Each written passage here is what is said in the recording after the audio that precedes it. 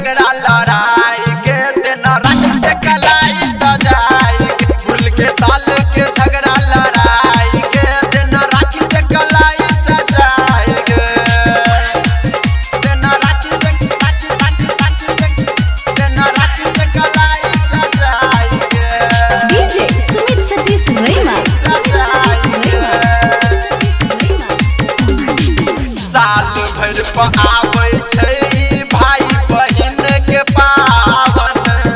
बहन दे कलाई में राखी देखे में लगते सुहावन देखे में लगते सुहावन साल भर पर आबै छै भाई बहिन के पावन